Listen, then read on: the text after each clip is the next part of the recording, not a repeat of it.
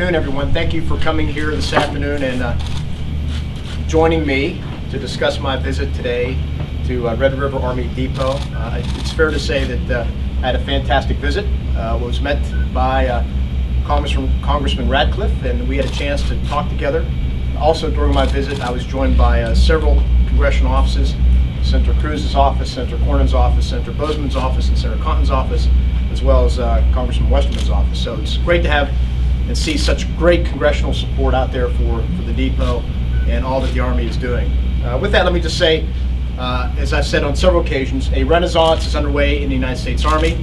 It affects everything we do, from how we man, organize, and train the force to how we equip and lead it. And we have set out, we being the Chief of Staff of the Army and I, have set out three priorities. First is the readiness of the force, second is its modernization, and third is reform.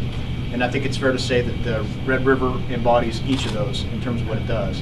My purpose today was to come and really get a good understanding of what Red River does, how it's instrumental to maintaining the readiness of our force with regard to the heavy-wheeled vehicles, platforms such as MLRS, HIMARS, etc., that are critical to the readiness of the Army, as well as to see how it's positioned for the modernization side.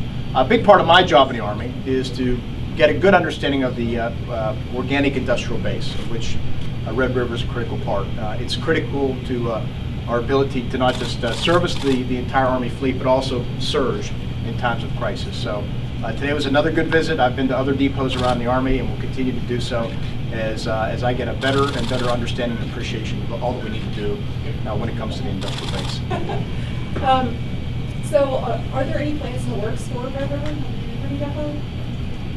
Plans in terms of to bring any new projects or programs? Well, there are projects scheduled to come in. So you'll see JLTV, for example, in the coming years. So JLTV is a tactical wheeled vehicle program that's nearly 50,000 vehicles, I think, at the end that we'll purchase over time. But there'll be a part of that work will eventually come in. But our goal, our ambition, is to maintain a steady, solid workflow through Red River, and by extension, a steady, solid workforce that's skilled and capable and motivated to do their jobs. And by the way, that's what I saw today, is a really capable workforce, skilled artisans, as we like to say, very enthusiastic, committed to their mission. I had a chance to talk with all of them. I think nearly everyone grew up in this area, has been working here for 13, 20, 25 years, and it's just fantastic to see those great Americans here contributing to Red River's mission. What stood out to me is the diversity of the facility. So, for example, I went into this one very large building is where they do a lot of rubber work in terms of for the tracked vehicles, the pads, the tires. It's just tremendous to see.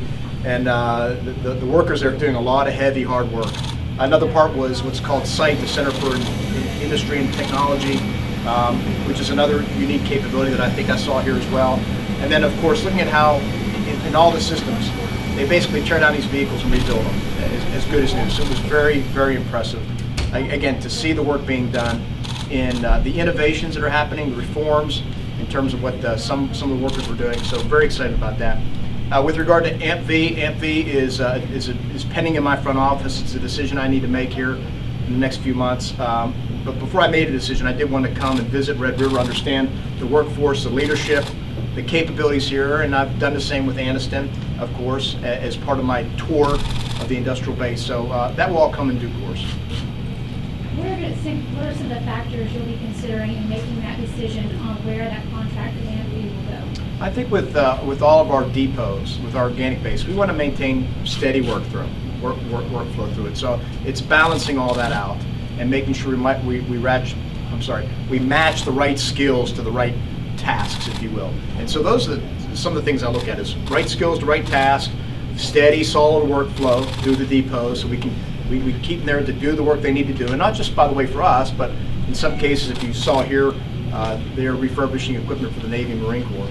And in other locations, we're doing it for international partners. So the key is steady workflow, because we need these capabilities in case we ever have to surge again like we did in the 06 to 2010 time frame. Richard, Texas County Gazette. How high is the risk that the President's emergency declaration could divert funds away from Red River? For instance, the logistics warehouse construction project that recently broke ground. Chief Borders. I don't know, and I would not want to speculate. There's so many ifs between the first part of that to the last part of it. It would be unfair to speculate and even try. Do you think that that diversion could result in people losing their jobs? Again, I'm not going to speculate. Our ambition here with Red River and with all of our depots, steady workflow. And we have enough work coming in, so I'm confident we can keep folks employed. 21 years in the Army, active Guard and Reserve as an infantry officer. So I know that part of the Army, but I really don't know this part of the Army. And now as Secretary, I'm responsible for it. So that's why my goal over the past 15, 16 months that I've been Secretary has been to get out and visit the Water Valleys, the Rock Islands, the Anistons, the Red Rivers, and really understand the role of the industrial base to ensuring the readiness of the Army. And again, if you see it today, the ability of places like Red River to take in vehicles, whether it's the HIMARS or the MLRS or other capabilities, and turn around and refurbish them like brand new, it tells the importance of the work we're doing here. The other thing that I found interesting today was we talk about the track pads. I mean, we are wearing through track pads at an incredible rate, and it seems to be accelerating. To me, it's a very good indication that the Army is doing what it needs to be doing. That's training for combat, and that's an indication of the great support we've received from Congress the last couple of years, particularly last year, where we get great funding, and on time, we were able to put those dollars into training. Training means greater vehicle usage. Greater vehicle usage means we wear out parts and components, and that means more work comes to Red River Depot and the other depots. That's kind of the ecosystem, if you will, of defense dollars, how it flows, how it drives training and everything we do.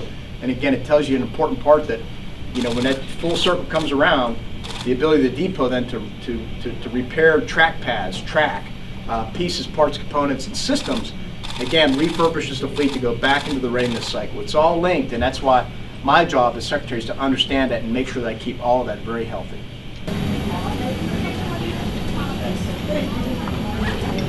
Oh,